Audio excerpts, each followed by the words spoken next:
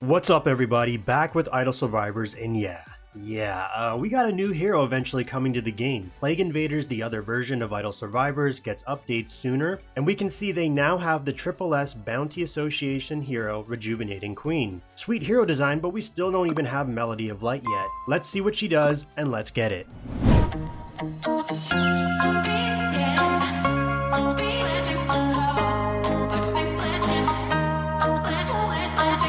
Bringing up her Interstellar definitely has the Egyptian vibes along the lines of, say, Queen Cleopatra. Would be interesting if they connected heroes' bios because Soul Guardian has similar features to that of Anubis, an Egyptian god of the dead. First thing, let's take a look at her animation.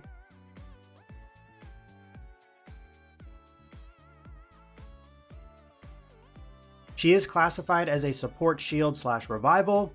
And now for her skills. So for her ultimate Revival Mark, she uses Key of Life to gather energy and release 3 waves that spread outward. Each wave grants 1 Revival Mark and adds a life shield to all friendly units. First thing right away, I want to see how big the radius of her waves are. Will she hit all of your team no matter her position or their positioning? At 10 stars, number of waves goes from 3 to 4, and it says if damage surpasses the shield's value, the shield will be cleared to negate that particular damage. This is a pretty huge Ascension star for her because this I think is going to act like the SSS Hero Holy Bishop's passive regarding Field Shield. Field Shield offsets impending skill damage in effect, but it cannot stop replacement, meaning CC. So it just essentially is blocking the damage and the effect referring to like bleeds, corrosion, etc. to my knowledge. So I think how I read this is Life Shield will just soak up all that skill damage if it's stronger than the shield itself, which is kind of like blocking altogether. What Life Shield does is when holding the shield, it will gradually convert into HP, hence the Rejuvenating text in her hero name. Knowing this, going back to the part where it says it is cleared to negate that particular damage, I wonder if the shield value doesn't matter. Maybe there's only 10% left, but you're hit with a skill that does 15%. Does it just negate all of that damage, or are you hit with the partial left over? For Revival Mark, when a friendly hero dies, they will consume 1 Revival Mark to revive the hero with partial health. When an enemy hero resurrects, it consumes 1 Revival Mark to make it immediately die again after revival. This effect cannot be dispelled. This is huge. A maximum of 4 marks can be stored and up to 10 marks can be triggered in each battle. Okay, so thankfully there is a capped amount each battle, otherwise this will just be completely broken. But yeah, this is still very strong, essentially phasing out the SSS Hero Holy Bishop or the SS Hero Sacred Gun, mostly in terms of PvP, but you will obviously see these heroes in PvE as well because of those revivals. So far, each alt gives her 3 or 4 if 10-star revival marks. That is a lot and will definitely help with the annoying Sublime Spears who rely on Holy Bishop to revive them after they jump in and one-shot a hero and then they get focused down. This won't work on, say, Justice Angel because after she revived, she becomes invincible. So things like Sublime Spear ban revival, and now this, I believe won't work to counter that. Her next skill is Rejuvenation Breeze. Periodically, the Rejuvenation Breeze strikes a large area of enemies, dealing damage and reducing the enemy's accuracy. Damage dealt will convert into life shields and be added to the ally with the lowest HP. So definitely Bounty Association finally has a healer. Before, all they had was S Hero Gang Beauty. Didn't even have a SS hero, didn't have a SSS hero. This is big because I struggled with the faction tower due to this. Once again, I'm interested to see the radius of how big the breeze is. I think this is a huge indicator of how strong the hero will be. If it's tiny, it's bad because positioning is so crucial, and then you have to also factor in RNG. Also, lowering the accuracy will help indirectly buff Nightshade, who I said was mediocre or say an average hero when looking at all the other SSS heroes. Nightshade's passive when in Shadowcat form, dodge is increased. Pairing her with, I'll call her Bounty Queen, means less accuracy. With her high dodge, Nightshade could be damn near unhittable in Kitty Cat form. It will be interesting to see how her heals are when I do a brief test in Interstellar. Next skill we have Life Laser. The Key of Life continuously emits laser attacks. Okay, so this is just referring to, I'm assuming, that item she's holding. And by continuously, this is a non-stop attack. I wonder if this counts as her basic then. It deals damage and once again reducing accuracy of the targeted enemy. It gains charges, and when charged to 50 and 100%, the laser will jump to an additional target. So when I do testing, I wonder if this means it will hit 3 enemies at max charge. Or is it just 2? I just see 50 and 100%, so to me that counts as 2 different procs. At 12 star, it lowers their attack up to 30%. Damn, that's nasty. And finally, the last skill, Queen's Care, for her passive. Rejuvenation Queen starts with 1 stack of Revival Mark, while on battlefield, all shield effects of friendly units are enhanced by a base 15%.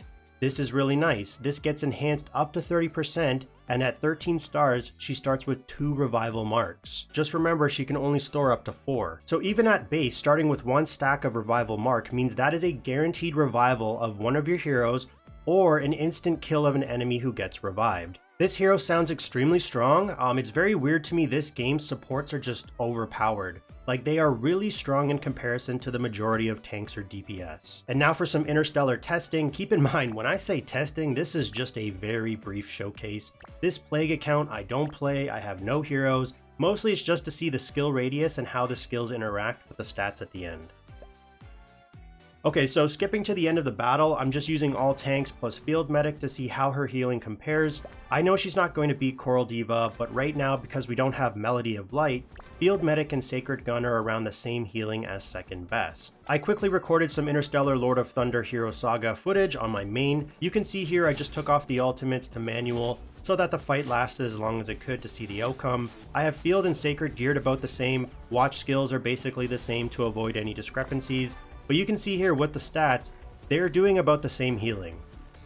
So in the fight, we can see that laser going off non-stop. At first it's just 1 target, but I want to see if at the end it jumps to 2 or 3. Right there was her Rejuvenation Breeze, so you can see it's not hitting all the enemies. My guess is it just takes the most dense area, meaning where it can hit the most enemies in a group. I could be wrong about this was just 1 fight. We can also see that the laser is now targeting 2 enemies instead of 1, so it must have hit that 50% mark. As for her ultimate, this is what I was kind of afraid of. You can see the radius is not so much an actual wave like her Breeze skill, which looks kind of like a tornado. It's more of a pulsing effect. This means heroes who jump into the enemy's side like Sublime Spear, or heroes who get hooked by Tyrant at the start will most likely be out of range unless you place her in the front line.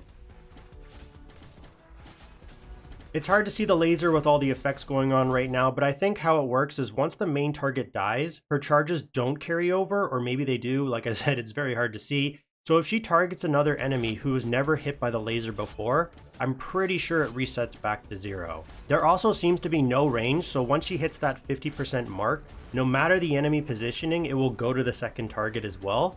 And as you can see right here, it's actually hitting 3 targets now. So I'm still a little unsure if the main target has to be 50%, then 100%, or if it's taking into consideration all the targets being hit. Looking at the stats at the end here, we can see she is doing healing on par with Field Medic, so that means most likely Sacred Gun as well. Not bad. The heals are still good. I wasn't expecting her to outshine Coral Diva, whose kit is just all about heals, and she does insane healing. But you can see she also does decent damage as well for a support. If we compare that to Field Medic, you can see it's non-existent. Overall, this hero looks very strong, and I do believe will be slotted into the meta, so this could shake things up with cross-server or classic arena, where you use your core 5 heroes. As for her exclusive toy, it adds more healing, improves her shields, and her survivability. Let me know down in the comments what you think of this hero from what you see. I have no idea the release date of this hero. They don't seem to follow any pattern, because on Plague Invaders, Lady of Victory was first released, and then it went Melody of Light, and then Nightshade. But for us on Idle Survivors, we got Nightshade first, and then Lady of Victory. So for all I know, Bounty Queen, this new hero I'm showing you right now, could be next instead of Melody of Light.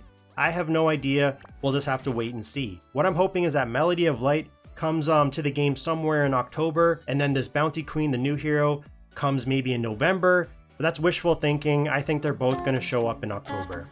As always, thanks for watching, and stay tuned for the next one.